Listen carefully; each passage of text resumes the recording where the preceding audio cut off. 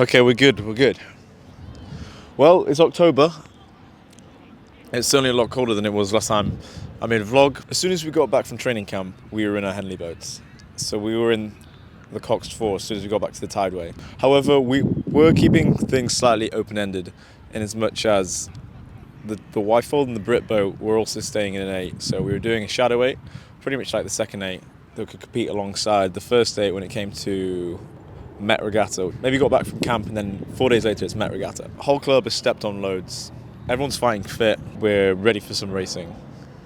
Okay, that's that bit done. If I'm honest, our Brit boat first few sessions, they weren't very comfortable. No one really enjoyed them that much. It was very awkward going from really fast 8s into this sort of like small and slow and sluggish boat. It's a very heavy boat. There was definitely work to be done there. And so Jamie, who is now our coach, he was the coach of the Wyfolds and the Brit boat. He was keen to get us back into an 8 altogether, keep things fresh, keep things moving, keep things enjoyable. And that's what we did. And it was great to hop in, sort of like flip between the 8 and the 4 once we were back on the Tideway. Met Regatta was held over 2 days, Saturday and a Sunday. On the Saturday we were going to be in the 8, and on the Sunday we were going to be in the 4s. I can't really remember about heats or time trials, so I guess I can skip to the final. Who was in the final? UL, the Thames first 8, our 8, Leander, and then a few others. But that was the meat and potatoes of the final. The Leander 8 was one that I'd raced a few months prior, but I was in the 3rd 8 or the 4th 8 back then, and they'd absolutely fucking pumped us off the start. I was looking forward to racing them again. I can sort of skip over this part of Met, but I can't even remember what we came at. Where did we come in the final? This is all too long ago. My memory's fading. Our first 8 got out in front. I think they won the whole thing. And I want to say we might have rode through the Leander 8. Or maybe we rode through UL. I can't remember. It was a really cool day of racing anyway. So yeah, Saturday was really good fun. We actually went out there to try and turn over our first 8, which we couldn't. They were really fast. And we were as well. But that was Saturday boxed off and done. Good fun. So on to the Sunday. I didn't know what to expect about any of the Coxed 4s, the standard of the Coxed 4 throughout the country, but I thought it'd be pretty high at Met. And we're racing a lot of universities PA4s, which are always fast. First things first with the time trial. I think, was it a time trial in the straight final? Or maybe it was a semi, I can't remember. Fuck, I'm not good at this. So yeah, we did the time trial and I think we were the fastest in the time trial, which we weren't expecting. I don't think anyone really expects that, especially with like a whole new, when everyone's so fresh to a division. No one expects to win the time trial, but we did, I think. I want to say we went straight through to a final, and we had to then set our sights and holding everyone off and winning the final as well. So how did we do it? I don't think we went out in the lead. Looking back now, we had like a really fast start, but I don't think we went out in the lead. I think we had to row through people. Maybe it was Durham. The Durham boat went on the lead. Maybe we were 3rd. We were 3rd out of the blocks. We were very internal. I don't know how fast we were going in our time trial. I can't remember what it felt like. I want to say around the K point, we rode through the 2 crews that are in the lead. So we were in the lead, and then we started getting trouble off a Bristol boat that are in the far lane. Well, they were the lane next to us actually. I think we'd gone out pretty hard, and it looked like we were going to fade, but we didn't. Yeah, this Bristol boat was really trying to put us under pressure, and I've been in this position loads of times before where when a crew starts encroaching on you fairly consistently, it's like you almost know you're going to get rowed through. But as soon as we started holding them off, that momentum shift goes the other way, and you realise they failed at coming through.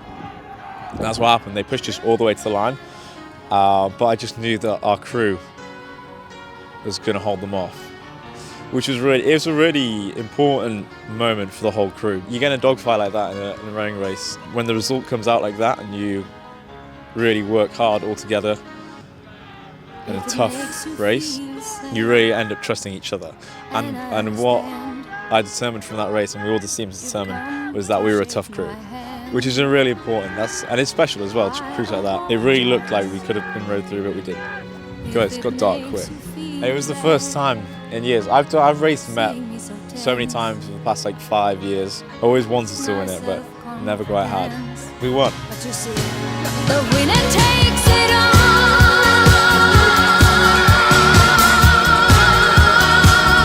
The winner takes it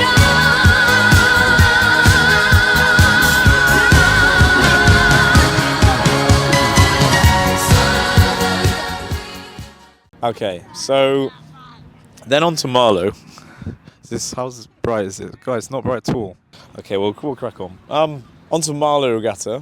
What can I say about this? I can't remember anything, man.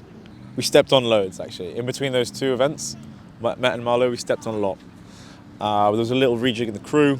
I would say as well, like winning a race like Met, being the fastest coxed for there, it can put the pressure on a little bit. You want to come to expect winning the next one and the next one. So it does add a bit of pressure.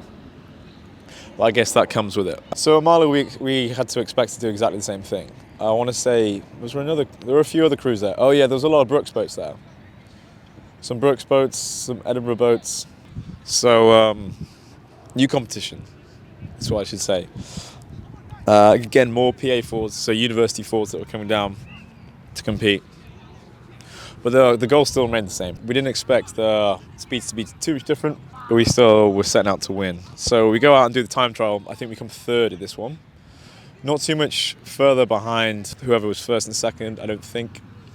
In terms of the time trial, I don't think any of us pushed particularly hard. It's also worth noting, so Max, who's now behind me, Max Robinson, he was pretty ill on the day. Or he'd been ill all week, and he probably wasn't in tip-top shape for Marlow, but we ploughed on. And so yeah, we put down a pretty solid time trial, but we knew we could go faster. And the plan was to do that, it was to just go faster for the final. Actually, wait, no, I need to reframe this whole thing. Right, so, okay, let's step back. Take a big step back and literally... So we knew we were in third. Did we have semi as well? Did we have semi-final? I can't remember. I'm going to have to skip to the final. Final things were a little bit different. This is going to get even darker. We knew we could go fast.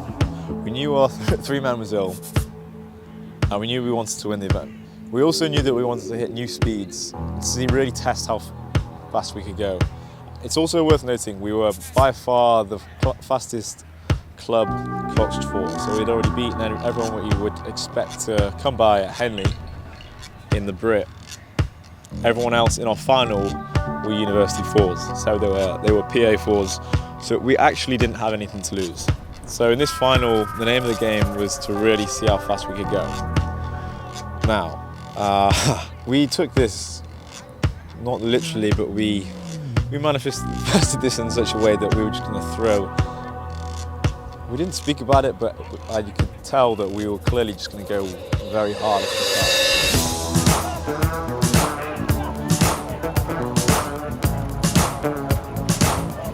Yeah, I went hard at the start, but I also realised everyone else is going very, very hard at this point. In such a way that I was like, oh, something feels wrong. It feels like we're going too hard.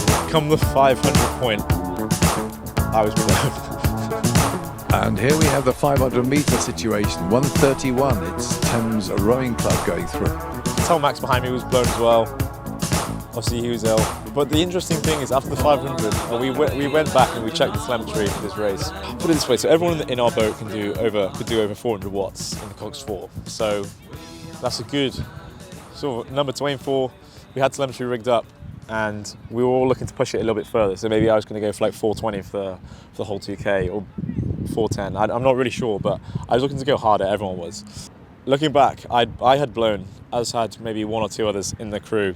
And I knew it going past the 500, but from the 500 to the K point, we were still pushing away from the other crews. So like Brooks and Edinburgh, who I think was second and third. So I think we went from first to last. I think we went from first to last at the end. This seems to have changed around quite a lot recently. We got rode through by everyone in the final 250 because everyone had blown. Everyone had blown entirely. I think we almost stopped rowing before the line. It's often very hard to get everyone to commit to like a one action plan. Like 2, 4, 8 people in a crew. You don't always, you can all tell each other, oh yeah, we'll do this, we'll push here, or we'll all go hard at that start. But this race, everyone threw the kitchen sink at that start together, and you can just feel it. It's very special when you feel it. Everyone do that. But yeah, looking back at the time, we didn't need to do what we'd done. Hindsight's 2020 though, isn't it? So we kind of thought, I don't want anyone to bite my head off here. Looking back at it, it didn't look like too many Cox 4s out there that could all do over 400 watts, the whole crew. Maybe I'm wrong there, but because we're still pulling away, we're all probably averaging like 380. I can't remember. So that's it. That's all. We'd got all the data we needed. And after that, it was on to Henley. That was a mess. That's our vlog done. See you in the next one.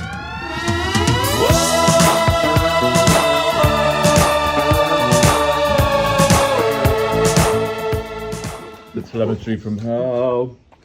So we have Pat at 519, Max Robinson at 625, Oh no. Benjamin at 537, and Gillard at 569. Yeah. Robinson. Look at Max and Pat stopping early.